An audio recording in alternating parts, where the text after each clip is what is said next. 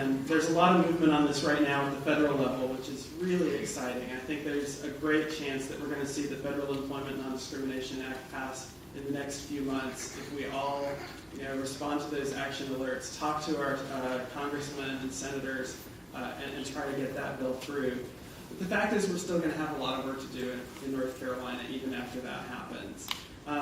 We don't know yet if federal ENDO, when it finally passes, will cover state and local government employees. And the state is the largest employer in our state, so that affects a huge number of people.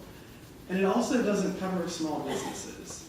So in fact, 75% of employers and 1 in 6 employees in our state will not be covered by federal ENDO and will only be covered if we pass state legislation that addresses non-discrimination. The federal ENDO bill also doesn't cover housing or public accommodation or other forms of discrimination that affect our community. And we have a lot of work to do to get what we can at the federal level, but also to build on that and get that implemented here in North Carolina. And Equality North Carolina is focusing our organizing work over the next 2 years on advancing this issue at the state level in the next legislative session. The other thing that's coming up that is just critically important are the 2010 elections. This is going to be a really tough election year for a lot of our friends. And Equality NC PAC, our political arm, is going to be working very hard to protect our friends who voted for the School Violence Prevention Act and voted for the Healthy Youth Act. We know that some of them are going to be attacked for their votes, and we have to be there as a community to support them and help them get through those tough elections. There's also a lot of other things going on. You may have noticed the economy's not so hot. You may have noticed that the state government raised taxes to help and cut many, many programs that are important to people to balance the budget. And unfortunately, the brunt of that is borne by a lot of our allies in the legislature. So we have to work harder than ever to keep our friends there, and let's hope take out a few of the folks who work so hard against us. There is a very real possibility that control of the chambers could shift. Equality North Carolina is nonpartisan. We will work with anybody regardless of partisan affiliation. But the fact is right now that the leadership on the Republican side would, in a heartbeat, act to repeal the advances that we've made this year and to push through negative legislation that would impact our community. The Republican leaders in both chambers worked just viciously to try and stop our progress this year. And to imagine Paul Stam as Speaker is a pretty terrifying thought.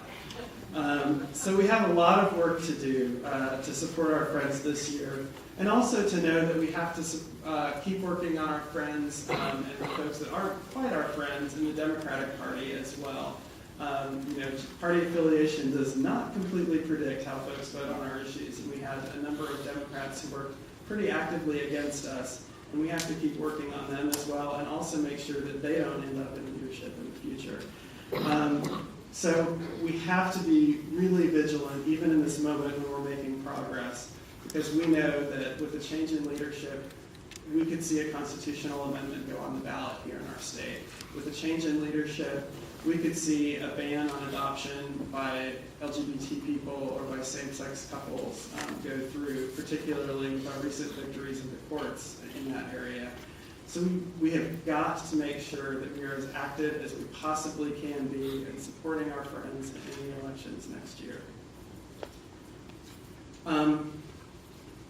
So we've made this incredible progress. We have some real challenges coming. And I know sometimes it's a little frustrating that we're not moving faster. I know there's some folks for whom marriage equality is probably the most important issue. I understand and definitely feel that myself as well. But the fact is we have a lot of work to do to get to marriage equality in North Carolina and in this country. We know that we have to win non-discrimination and basic protections for our lives and our families if we want to keep moving forward and to win recognition of our relationships. Equality North Carolina is going to keep working to chip away to get some basic protections that will really improve the lives of same-sex couples, like our victory with hospital visitation. But we have to keep laying the groundwork We have to keep talking to legislators. We have to keep sharing our lives. And most importantly, we have to change the climate in the state. And that means asking each of you to step outside of your comfort zone a little bit and have difficult conversations with people in your lives, whether it's speaking from an LGBT perspective or an allied perspective, and let them know how important these issues are to you. Share your stories, share the stories of people around you, and help us create a climate where we can really make change here in North Carolina and across the country. Because we know that the federal government always follows state progress. In the history of social justice, the federal government has rarely stepped out beyond what's already happening in many states across the country. And we have to help create that climate of change that will make it possible to build on our successes with the Federal Employment Non-Discrimination Act, hopefully soon. But we're not going to be able to get recognition of our relationships nationally until we really create that climate of change in the state. And we're counting on you to make that difference. You made the difference this year. You told your stories, you gave your money, you lobbied your legislators, you engaged your family and friends in struggles for fairness, and we're really counting on you to keep working with us so we can win. Thank you.